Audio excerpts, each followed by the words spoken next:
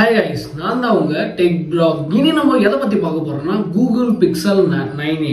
So இதை பற்றி நான் இங்கே பேசுறது வந்த காரணம் என்னன்னா, ஆக்சுவலாக இந்த மொபைல் வந்து ரிலீஸ் ஆகிறதுக்கு முன்னாடி இதோட ப்ரோமோஸ்லாம் நான் நிறைய பார்த்தேன். ஸோ பார்த்தது வரைக்குமே நிறைய ஸ்பெக்ஸ் ரூமர்ஸ் நிறைய கிளம்பிச்சு. ஸோ அதாவது ஒரு பட்ஜெட் வேரியண்ட்டில் உங்களுக்கு நல்ல ஒரு பர்ஃபார்ம் பண்ணக்கூடிய எல்லாமே சேர்ந்ததாக இருக்கும். மினிமம் நீங்கள் இது வந்து ஒரு 35 அந்த சம்திங்ஸ் அதுக்குள்ளே தான் வர மாதிரி தான் பேசிகிட்டு இருந்தாங்க இந்த மொபைலை பற்றி. ஆனால் இவங்க சொன்ன ரேட் இப்போ எவ்வளோ ரிலீஸ் பண்ணியிருக்காங்கன்றதும், அது இல்லாமல் இதில் என்னென்ன ஸ்பெசிஃபிகேஷனாக கொடுத்துருக்காங்க, அந்த காசுக்கு இந்த பொருளும் உண்மையாகவே ஒர்த்தா, இதை வாங்கினா நமக்கு ஏதாச்சும் பெனிஃபிட் இருக்கா அப்படின்ட்டு இந்த வீடியோவில் வந்து ஃபுல்லாக உங்களுக்கு இதோட ரிவ்யூ பற்றி தான் நான் உங்களுக்கு சொல்ல போகிறேன். ஸோ இது வரைக்கும் நம்ம சேனலுக்கு சப்ஸ்கிரைப் பண்ண பார்த்தீங்கன்னா மறக்காம சப்ஸ்கிரைப் பண்ணுங்க.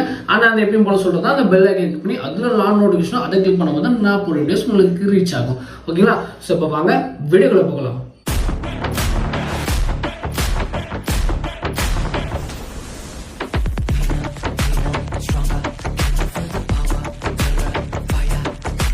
ஸோ இந்த மொபைலோட குறிப்பாக சொல்கிற விஷயம் என்னன்னா, இதோட சைஸ். ஓகேங்களா? இந்த டிஸ்பிளே சைஸ் எவ்வளோ பார்த்தீங்கன்னா 6.285. அதாவது நீங்கள் இப்போ யூஸ் பண்ணுற ஐஃபோன் 12 ஓகேங்களா, ஐஃபோன் 12லேருந்து ஜஸ்ட் ஒரு 1 inch தான் எக்ஸ்ட்ராவாக இருக்கும். அப்போ நீங்களே தெரிஞ்சுக்கலாம். ஓகே, இது ஒரு காம்பாக்ட் சைஸில் இருக்க ஒரு மொபைல். ஓகேங்களா? கூகுள் பிக்சல் மோஸ்ட்லி காம்பாக்ட் சைஸில் தான் ரெடி பண்ணுவாங்க. ஆனால் இந்த 9aக்கு என்ன பிளான் பண்ணியிருக்காங்கன்னா, மோஸ்ட்லி வந்து கூகுள் பிக்சல் நம்ம எல்லாரும் பார்த்துருப்போம் பாக்ஸ் ஷேப்பில் தான் இருக்கும். பட் ஆனால் இந்த தடவை இதை வந்து கர்வ், அதாவது ஃபுல் கர்வ், அதாவது ஒரு ஐஃபோனை நீங்கள் கையில் வச்சுருந்தா எப்படி இருக்கும், ஸோ அதே கான்செப்ட் எடுத்துருக்காங்க. ஆனால் என்ன, பேக்கில் கேமராவோட டிசைன்ஸை தான் இவங்க மாற்றிருக்காங்க. அதை அப்படியே கொஞ்சம் வெர்டிக்கலாக ஆக்கியிருந்தாங்கன்னா எஸ் இது 16 மாதிரியே தான் தெரிஞ்சிருக்கும். ஓகேங்களா? ஸோ அந்தளவுக்கு ரொம்ப டிஃப்ரென்ஸ்லாம் இருந்திருக்காது. ஓகேங்களா?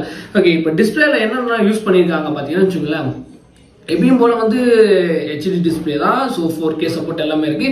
இது இல்லாமல் வந்து POLED, அதாவது POLEDனா அவங்களுக்கு ஒரு தனி இருக்கலாம். இப்போ எப்படி சாம்சங் வந்து QHD QLED வருது, அந்த மாதிரி இவங்க வந்து POLED டிஸ்பிளே வந்து யூஸ் பண்ணியிருக்காங்க.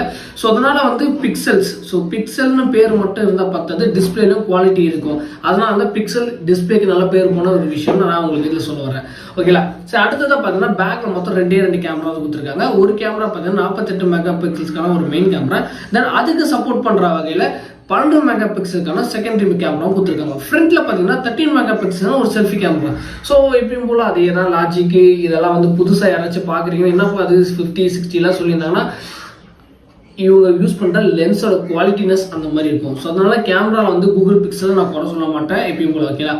தென் அடுத்தது பார்த்தீங்கன்னா இதில் tensor G4 processor. Okay, already tensor வந்து சென்சார் வந்து எப்படிப்பட்ட ஒரு சென்சார்னா, ஸ்னாப் டிராகனில் அடிச்சு காலி பண்ணுமா அப்படின்னு கேட்டினா அந்த அளவுக்குலாம் இல்லை. ஆனால் ஸ்னாப் டிராகனுக்கு ஓரளவுக்கு ஈக்கோ, மீடியா டெக்குக்கு பர்ஃபார்மன்ஸுக்கு பெஸ்ட் பர்ஃபார்மன்ஸுக்கு இந்த Google tensor G4 processor use ஆகும். ஆல்ரெடி டென்சார் ப்ராசஸர் எல்லாமே வந்து ஒரு இடத்துல நல்லா, ஃபர்ஸ்ட் ரிலீஸ் பண்ண G1 G2 விட G3 G4 இன்னும் கொஞ்சம் நல்லா பெட்டராக பர்ஃபார்ம் பண்ணியிருக்கு. பிகாஸ் ஏன் சொல்கிறேன்னா, ரிலீஸ் ஆன கூகுள் பிக்சல் 8, 8 Pro, 8A இதெல்லாம் வந்து ரொம்ப மொக்க. ஆனால் 7A, 6A, 6 Pro இதெல்லாம் வந்து நல்லா பர்ஃபார்மன்ஸு அந்த டைம் பீரியடில். ஓகேங்களா? ஈவன் 5A கூட நல்லா தான் இருந்துச்சு.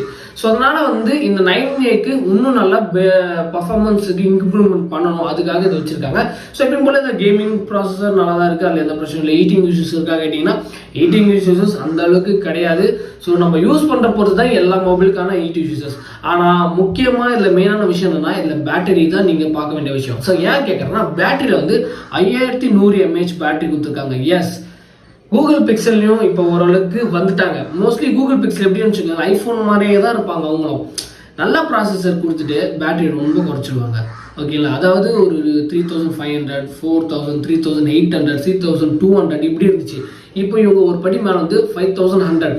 ஈவன் இது ஒரு நல்ல ஒரு பேட்டரி பர்ஃபார்மன்ஸ். இதுக்கு ஃபாஸ்ட் சார்ஜர் சப்போர்ட் கொடுத்துருக்காங்கன்னு கேட்டிங்கன்னா, இதில் எங்கேயும் மென்ஷன் பண்ணல, மேபி கொடுத்துருக்கலாம். ஸோ வந்ததுக்கு அப்புறம் பார்ப்போம். மெமரிக்கு வந்துடலாம். ஸோ 256 வேரியன்ட்டு 8GB ரேமில் வருது. அண்ட் ப்ரைஸ் ரேட்டு கொஞ்சம் எனக்கு ரொம்ப எக்ஸ்பெக்டேஷன்ஸை தாண்டி தான் இருக்குது. ஓகே, ஏன்னா இந்த சென்சார், இந்த பேட்டரி கெப்பாசிட்டி எல்லாம் ஓகே, நான் இல்லைன்னு சொல்ல. ஆனால் இதோட ரேட் எவ்வளோ கேட்டிங்கன்னா 50,000. ஸோ 50,000 ரூபாய்க்கு கொடுத்து இந்த மொபைல் வாங்கினா ஒர்த்தா அப்படின்னு கேட்டிங்கன்னு வச்சுக்கோங்களேன். ஸோ என்னோட சஜஷன் என்னன்னா இதில் ஒரு 5000 நீங்கள் கம்மி பண்ணிருக்கலாம், 40, 42, 45. ஸோ இந்த ப்ரைஸ் வேரியண்ட்டில் வந்து தான் வச்சுங்களேன். கடைசியாக சொல்கிற விஷயம் தான், 50,000 ரூபாய்க்கெல்லாம் வேணாம்.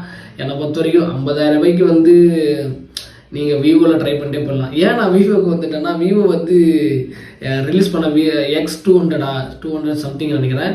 ஸோ அதுவே சூப்பராக தான் இருக்குது. ஸோ அதை ட்ரை பண்ணலாம், இல்லை அதுக்கு கீழே இருக்கிறத ட்ரை பண்ணலாம்.